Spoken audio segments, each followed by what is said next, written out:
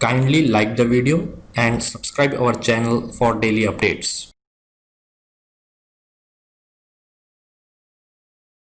So today we will finish off this SQL Server part, and today we are going to deal with triggers. That is our final concept, and we will also see a few administrative tasks like taking backup, restoring backup, generating scripts.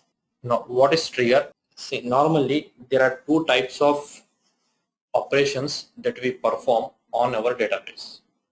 One is DDL, data definition language, creating table, dropping table or altering table, creating view, altering view, dropping view, creating function, altering function, dropping function, creating stored procedure, altering stored procedure, dropping stored procedure.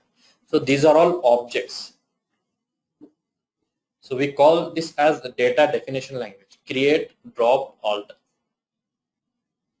Another is DML, data manipulation language. We perform insert, update, delete. This will manipulate data. Select, is it manipulating the data? No, we are reading data, that's it. So insert, update, delete will manipulate the data or change the data of the database. Whereas create, alter, drop will change the database itself, like objects it will add or remove objects. Object in the sense table, stored procedure, function. So these are all objects of your database. So whenever we perform these things, like we create a table or drop a table, there is an event which is triggered behind the scene. And one is before create, another is after create. If you want to do something before create, you can do that. If you want to do after create, you can do that. So whatever you're doing behind the scene, before you create or after you create, we call it as data definition triggers. Triggers on data definition language. But normally we are not going to deal with data definition language. Normally we are going to deal with data manipulation language. So whenever I insert any record, there are two events that I can track and I can perform some operations in those events. One is before insert, another is after insert. Whenever I update a record, I can track two events, that is before update and after update. Whenever I delete, I can say before delete or after delete. So you can say now trigger is a special type of stored procedure which is executed automatically whenever we perform some operation on the database or the table. So whenever I insert, before insert, after insert, or before insert in the sense instead of, another is after. We will see all those things. Just a basic idea. It is a special type of stored procedure that is executed automatically whenever we perform some operation on a database. Let us see that. Trigger is an action that is performed behind the scene when an insert, update or delete operation has been performed on a table. Trigger must be created in connection to a table of non-system database. That means whatever the table that we create, we are going to write, we can write triggers on the tables that we create. So user defined tables, not any predefined tables if you have. Triggers are of two types in SQL Server. One is DML trigger, I told you, data manipulation. Another is, so in DML, after triggers and instead of triggers. So data definition language triggers we are not learning. We are learning only DML triggers. So one is after trigger, another is instead of trigger. So after trigger means after insert, after update or after delete. You want to do something. Instead of trigger means instead of insert you want to do something. It will not insert the record, but it will do something. Instead of update, you want to do something. So it will not update the record, but it will do something. For example, you want to track some illegal activity on your table. So what you have done, you wrote instead of update trigger. If somebody is trying to update, instead of update, it will insert a record in some other table. End user will not come to know what they have done. To the end user, it will say that one record updated successfully. So we will see that. So it is interesting. So just for simple, clarification, after trigger is after insert, after update, after delete. So it will perform insert, update, delete, and after doing that, it will do something whatever we say. Instead of insert, instead of update, instead of delete, it will do something else. It will not perform these operations. It will do something else. We will see that. So DDL trigger we are not going to deal with. How to write a trigger? Now simple trigger I am writing. Create trigger. Trigger name. On what table? Bank customer. And what type of trigger we are writing? After delete. And what I want to do, I want to just display a message. You really deleted a record. This is instead of update. Your update did not happen. Let us see this. This is a simple triggers. So on a table, you can, if you have written instead of update, then you cannot write after update. On a table, if you write a trigger instead of update, instead of update means it will not update, it will do something else. If I write instead of update and if I write after update, because it is not going to update, so after update will never happen. Are you getting? Now we'll see the things practically, you'll understand. It will be more clear. Select star from customer. This is a simple table that we have. Now I want to write a trigger. Create trigger name. So first of all, I'll write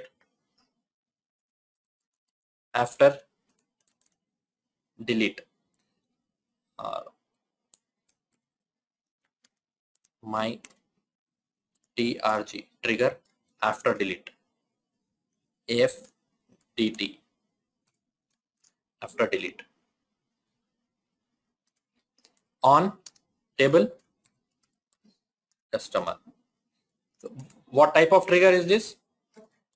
After delete. As what do you want to do after delete? I want to just display a message. Print you really deleted a record. Are you getting?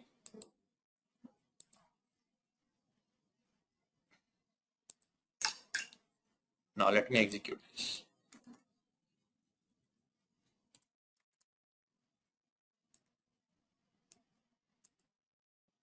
Command executed successfully. Now if I explore this, you have triggers folder. Here you can see there is a trigger that we wrote just now. My trigger after delete. Now let us see this. I will delete a record. Delete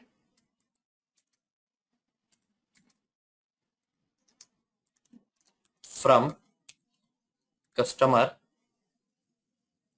where customer ID equals to 3. I'll execute this. You got the message? You really deleted a record and one row affected. Now you see it has deleted the record because this is after delete. Now in the same way, I'll write one more trigger.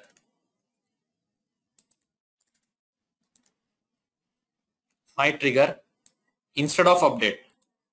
Instead of update.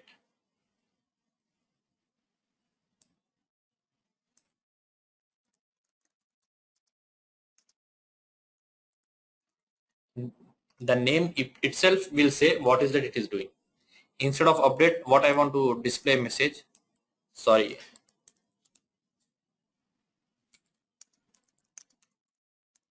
can't do this. Fine.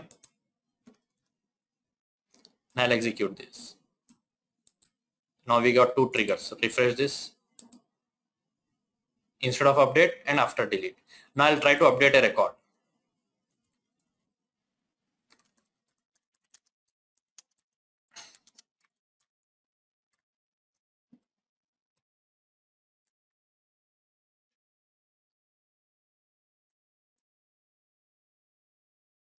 Update table name, customer set balance equals to, I want to set something, some huge balance, where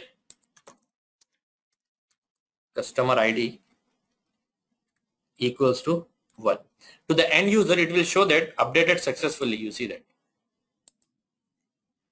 One row affected. But what happened? Instead of updating, what is that it did? Sorry, you cannot do this. Now let us see whether customer balance got updated or not. Are you getting? Instead of update,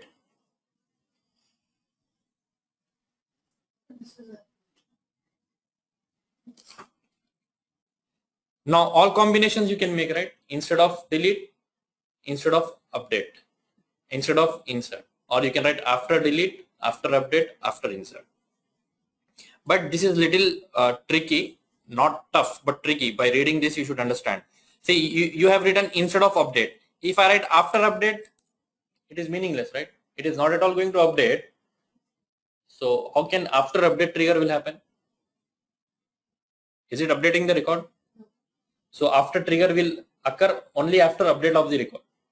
So on a table, if I write instead of update, then there is no meaning for writing after update. Did not get the point? On this table, can I perform update operation now?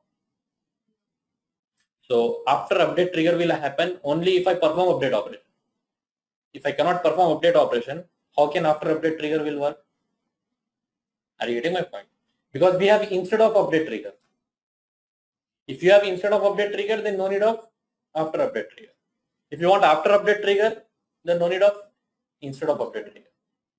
If you want after delete trigger, then no need of instead of delete. If you want after insert trigger, then no need of instead of insert trigger. Are you getting the point now? Got? Yeah. Those who are online.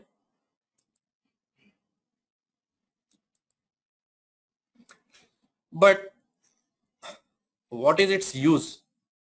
Then, see, normally in our real-time projects, we never encourage people writing triggers. But trigger is the best approach for maintaining history. For maintaining what we have seen in our last, last session, we have employee salary history table. So for maintaining history, we need to write transaction, is it not? You are writing transaction. So instead of writing transactions, using triggers, you can maintain history easily. How? I will show you today. Basic concept, first of all, have you understood? Those who are online, I want you to say yes or no something in chat box. You can type in, if not. Very good.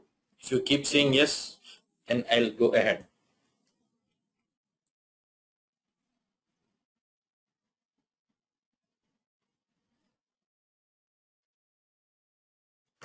Now,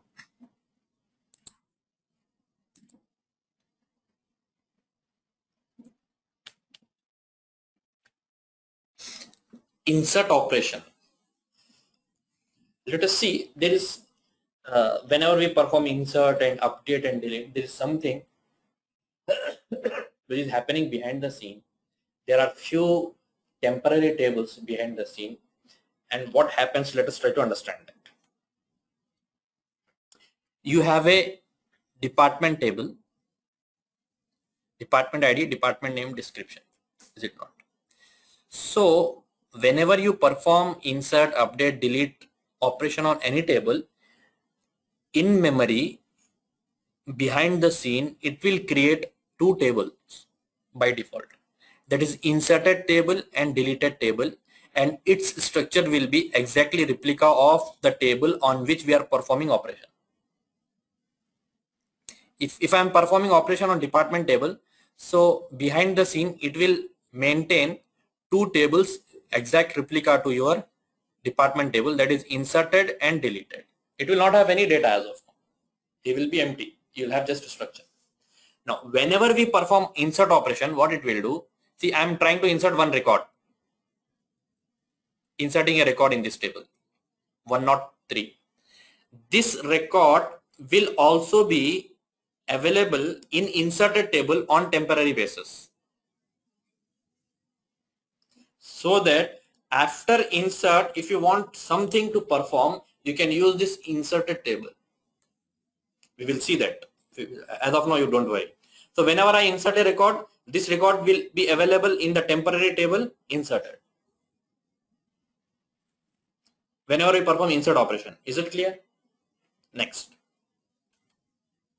update operation. Updating a record. Now we are trying to update this development record. Assume that we are trying to update this development record to dev. Now what it will do, old record will be maintained in deleted table. This was the old record, and the new record will be maintained in inserted table, so that this will be helpful if you want to give a functionality in your application, that is undo, so that I can take something from the history. Or if you want to maintain history, so I can use these tables inserted and deleted. Have you understood this? Next, delete operation. Whenever I try to delete a record, what it will do? It will delete the record, and this record will be available in deleted table. Is this clear? Any doubt in this? Are you all okay with these tables?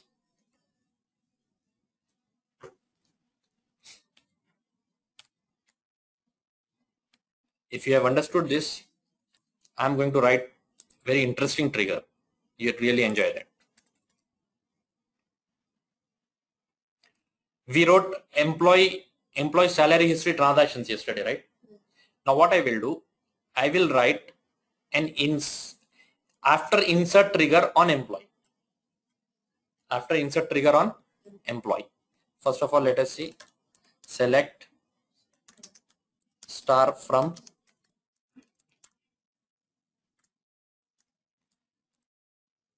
if I am project manager, I will maintain history with triggers. If somebody asks me to manage any project, and if they ask me to design a project, then I'll maintain everything with triggers. But now we have code first approach, right? So to create triggers and all these things is little tricky.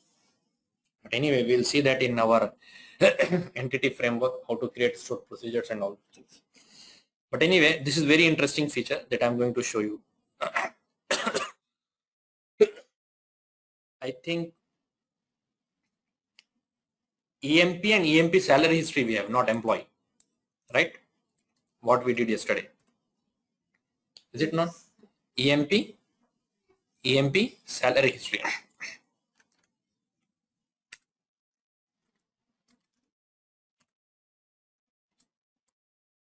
Right? We have these things. Order by one.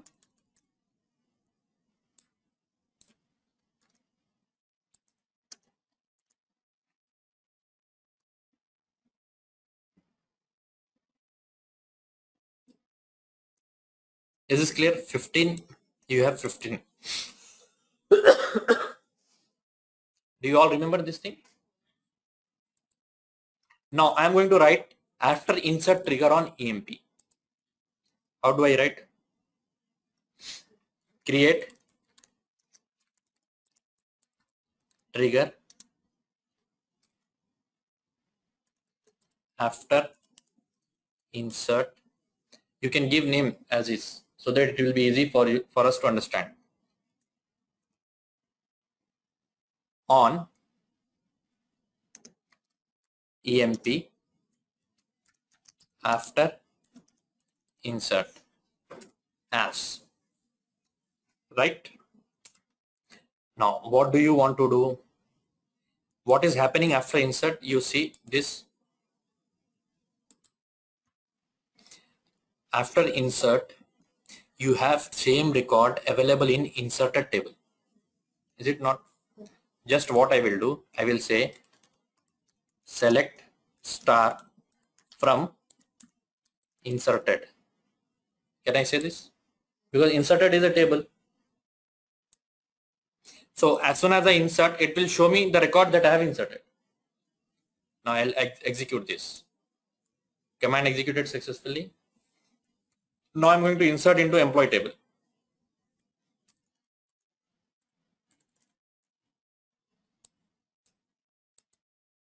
I'll insert a record.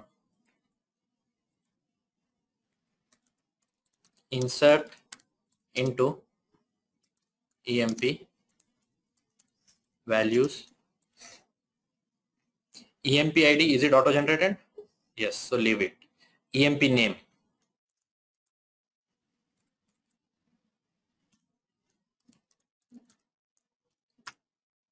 Gender.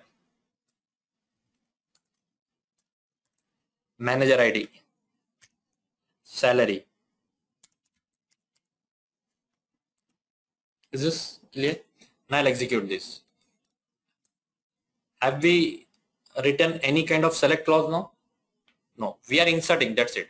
So, but we have after insert. Now let us see what happens. You inserted this record because it has executed this. Are you getting? It has executed this. Yes. If we try to execute only this part, it is meaningless because this is not available every time. It is available on the fly when you are inserting, updating or deleting. Now I'll just go to employee table and salary history table also. I'll delete all these records and now I'm going to make it more interesting.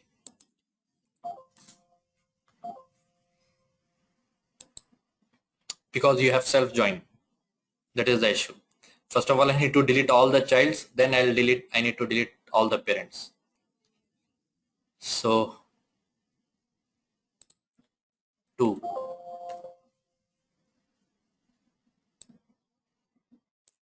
Delete all 2 first of all.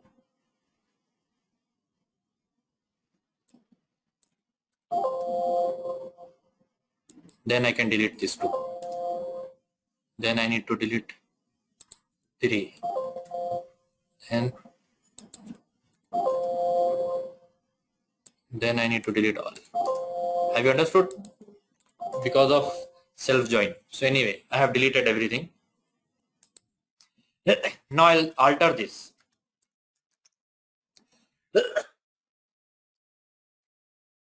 I don't want to display what is the importance of in displaying the things. Instead of that, what I will do,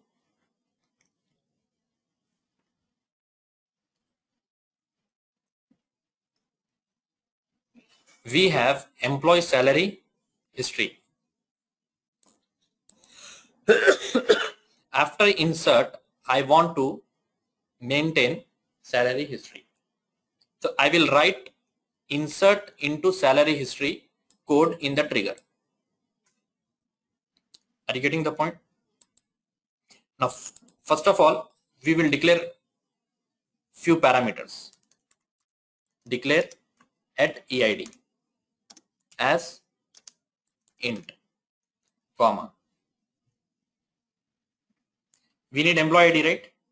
Second thing I need salary at salary as float.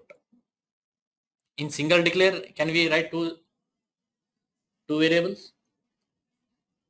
Now at EID and salary, I'll get it from inserted. At EID equals to EID. It is EMPID, sorry, not EID. I'll use EMPID.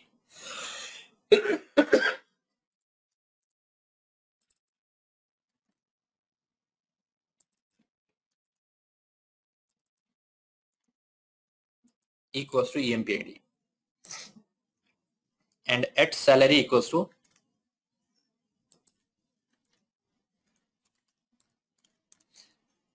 because this will happen only after insert. So after insert, it will read employee ID.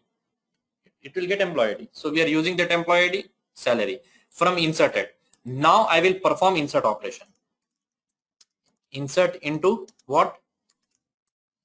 Salary history, employee salary history. Values. Salary ID is auto incremented. Employee ID we have at EMPID. Salary we have at salary. Start date is get date. End date is null. Have you understood this logic? What we are doing? From inserted table, we are reading. After inserting, we have that in inserted table. We are reading employee ID and salary. Now I will update this trigger. Fine. Now I am going to perform insert operation. Insert into EMP. No, we are not going to insert into salary history. We are going to perform insert into employee.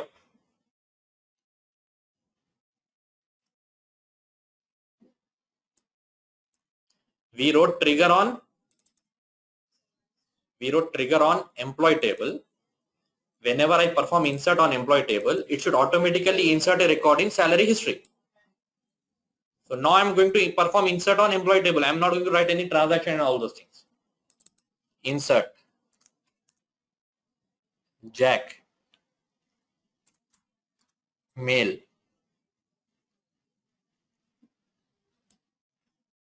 This is manager ID, right? We'll just pass null. For manager ID, we'll pass null because this is the first record. Salary 76,000.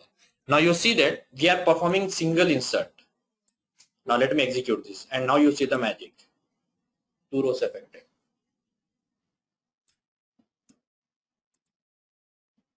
Got salary history. Now, do we need to worry about history? We need not to worry about history. History will be maintained automatically with the help of triggers.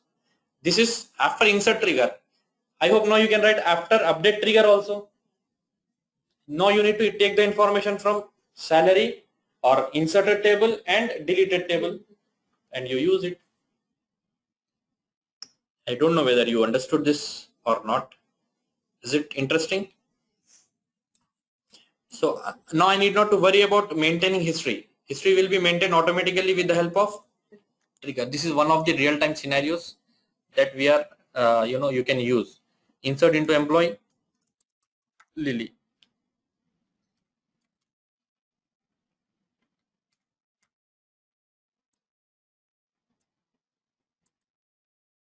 Right? Now you see this.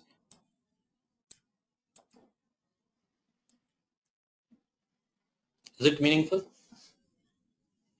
Now your assignment is to write after update trigger. After update trigger, what do you need to do?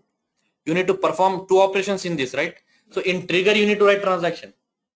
You need to update one record, insert another record. So just think over it and you do it.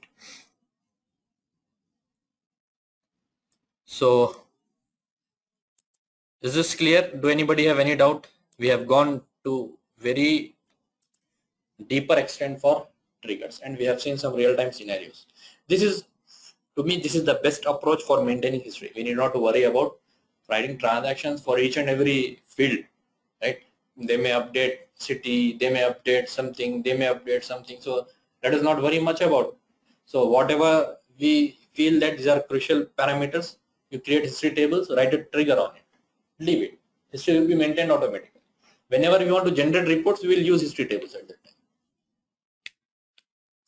We will see how to take database backup, database restore, generate DB script. See, backup and restores will directly depend on the version of your management studio. If you are taking backup with higher version of management studio and you want to restore on the lower version of management studio, it will not work. See, you have taken backup on SQL Server Management Studio 2017 and you want to restore it in 2012, it is not possible. So always backup and restores need exact same versions of your SQL Server. That's why script will work everywhere. Now let us see what is the difference between script and this thing. Backup. Let us generate script first of all. I'll right click on database.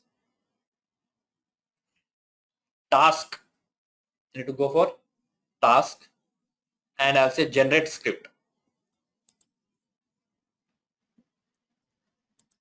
All of you watch here carefully. Right click on database, go for task, generate script. Okay, next. Script entire database and all database objects. That means it will generate a script for all the tables, all the views, all the functions, all the stored procedures, all triggers, everything it will generate a script. Or you want selective, you can select. I want script for this, and for views I want this, for stored procedures I want this, for user defined functions I want this. If you are taking table, it will create triggers for tables related to that. So you can select whatever you want. But what I will say, for entire database, for complete database script I want. Next. Now single file script, or in new query window you want save as clipboard. So I'll say in new query window, or you can save it as this dot script file. I'll say next. In new query window you see that it is saying that it is going to generate a script. These are the things it will do. These are the tables and views settings. So I'll say next. It is generating only script for the database. Now what you can do, you can take this script, run on the server where you want to host. Then you will get exactly the same database replica with no data. It has generated, you see this, finish. You got everything. Use masters, creating database. This is create database. Then creating functions. Functions are nowhere related to tables. They are independent things. Then table, views.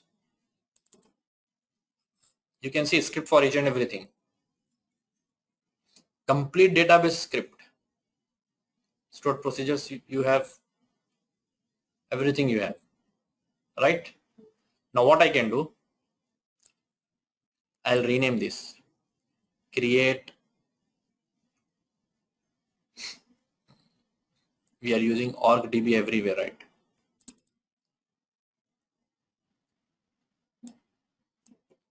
Because orgdb we already have and I don't want to delete that. Copy. Replace orgdb with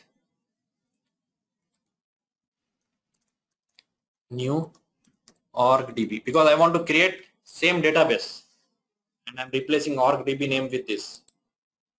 36 replacements happened. Now hope it should work. I'll execute this. We already have these file names. Here you have orgdb, you see. We have not replaced this. So what we will do, we'll do one thing. Control Z. I think everywhere we got replaced. We'll just select this orgdb. Right? Control F. Now you should find more replacement, new org db, 40 replacements. Now let me execute. Now if I refresh, new org db, same replica, all the tables, edit top 200 rows, but no records. You have new database, same replica of organization db. Is this clear? Generating script. Now you can share this script. You can copy paste it as a SQL or whatever it may be, and you can share this.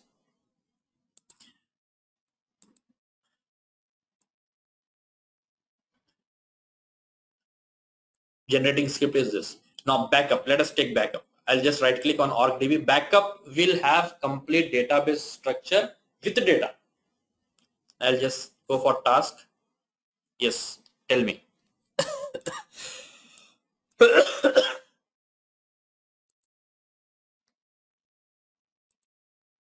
Yeah, you.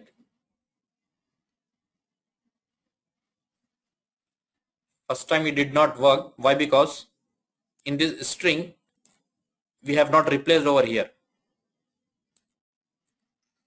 Control F. We were replacing this thing, square bracket.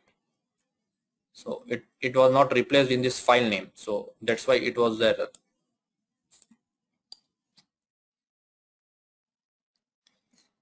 Good. Now for backup, I'll just right click and say task, say backup. Database, and we are going to store this backup file, full backup. I'm taking full backup to this location. This is the location. I'll copy this location. This is the backup file. I'll say okay. Backup of database org db completed successfully. Simple backup, has nothing complex in this.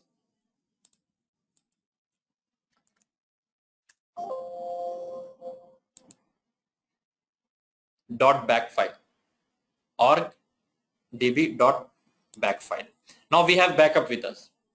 I'll just right click, delete this database. Shall I do that? Close existing connection, everything. I want to clear everything because I'm quite sure that I have my backup and I'll get it from there. Shall I?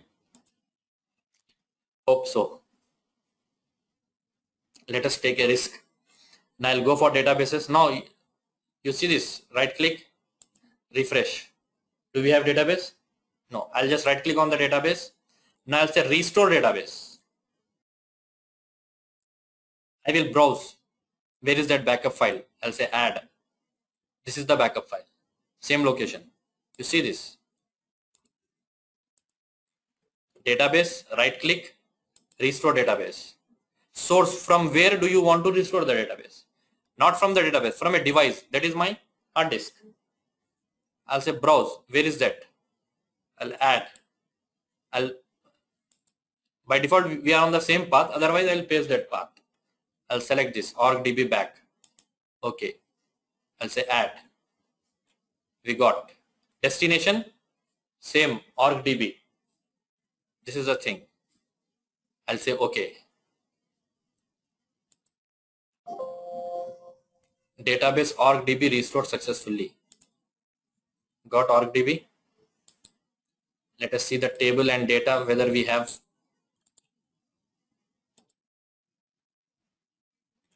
Happy? Fine. Have you understood the difference between script and backup?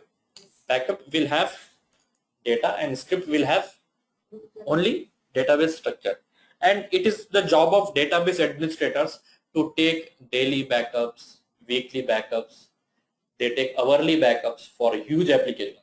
If application breaks, then they'll get the data that they have for 1 hour prior data also will be available with them. So they take weekly, hourly backups. If there is some maintenance work, they'll take backup of the data. Then they'll do all the maintenance. Then they'll restore the data.